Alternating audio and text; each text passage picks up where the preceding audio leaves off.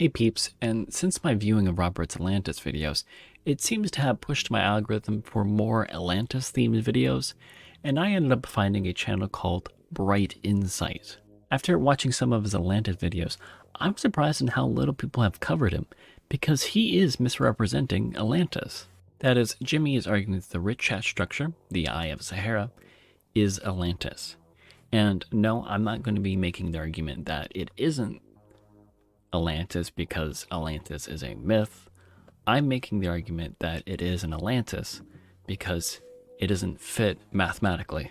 I'll even use Jimmy's own stadia distance to prove that Jimmy here is either ignorant of what Atlantis looks like or is misleading his audience. Jimmy here tells his audience that the circular island of Atlantis' diameter is 127 stadia. It just so happens that the diameter of its outer circle is approximately 23.5 kilometers or 14.5 miles, which is basically equivalent to the size and dimensions provided by Plato when converting from stadia to modern measurements. For example, the circular island of Atlantis was described as being 127 stadia. Well, one stadia is 607 feet, and 607 feet times 127 stadia is 77,089 feet. Convert that measurement and that is 23.5 kilometers. I measured this numerous times on Google Earth and I got anywhere from 21 kilometers to 24 kilometers. I don't know why he calls the city a circular island. It might just be some weird phrasing. Nonetheless, he is correct that it is 127 stadia in diameter, but as we'll later see, knowing the total diameter of the city isn't really useful. Anyways, let's start from the center and work ourselves out to get a good representation of the city if it were to be placed in the center of the Richat structure. In the center, the island in which the palace is situated has a diameter of 5 stadia. The first ring that surrounds the central island is only 1 stadium in breadth. So we're on the first ring of Atlantis, but for the Richat structure, we're only still in the center.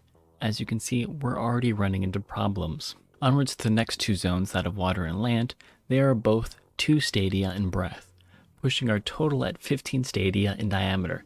Yet even though we're 3 zones in, we have yet to breach the outside of the eye. Moving finally to the last 2 zones of water and land, they are both a breadth of 3 stadia, placing us finally at 27 stadia in diameter. While the center of Richat isn't a perfect circle for the most part, we find the diameter of Atlantis to be still in the center.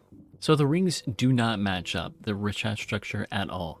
Atlantis, by comparison, still fits alone in the central section of Richat. Well, you may be asking, well, what about the other 100 stadia? That still exists. So as said before, the city is 127 stadia. We get to that because past the last zone, 50 stadia away, exists a wall. So between the last zone and that wall is where the most of the populace lives. We can see Jimmy twist the distance pretty blatantly on screen. Look at what he's measuring. Numerous times on Google Earth and I got anywhere from 21 kilometers to 24 kilometers.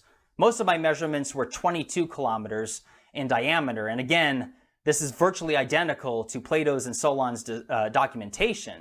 He's only able to reach the second land zone by using the totality of Atlantis, yet the total diameter used to get to the second land zone should only be 16.5%, or at least in some level of margin. Instead, he says, well, it fits, except we know it really doesn't, because to get to the second zone, according to Critias, it only takes 21 stadia. Except, well, we know you can't do that either, because 21 stadia away is still in the center of the Richat structure. Let's go further outside the city of Atlantis, as Jimmy does bring up their mountains and the land. Key detail that he mentioned regarding that the area surrounding Atlantis was a level plain which was smooth and even. Is this not another match when compared to the Ricard? Because here you can see multiple views and angles of it. And Plato said that Atlantis was sheltered by mountains to the north that were facing the south, and that the south part of Atlantis opened to the sea. So isn't that what we're seeing here, assuming that the ocean was once much further inland? However, if we were to assume that this zone of the Richat to be the last water zone, this would make this next area to be part of the city section and the plains. Therefore, this area by default should be flat and not elevated. Yet half the Richat structure is embedded into the hill. this should all be flat and then go on to become mountainous. Also, on a side note, Jimmy leaves out the size of the plain itself.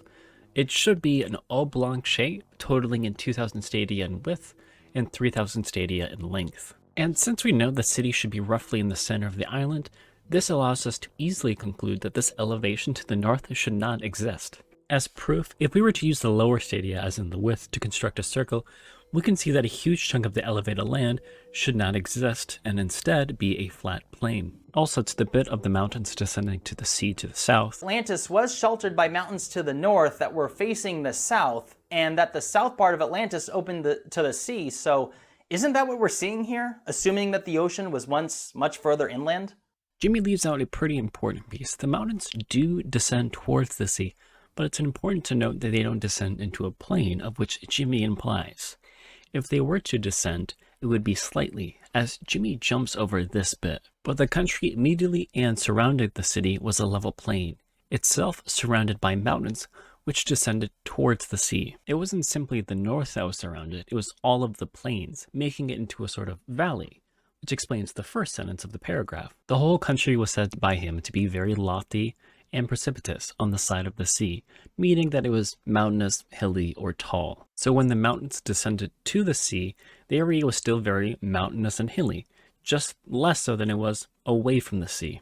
I think we can cut it off here. As you can tell, using his own numbers and pulling from Critias, it makes it pretty clear that you have to fudge the information to your audience. This is just the size of Richak, or if its geography in any way fits the geography of Atlantis. Anyway, peeps, thanks for watching.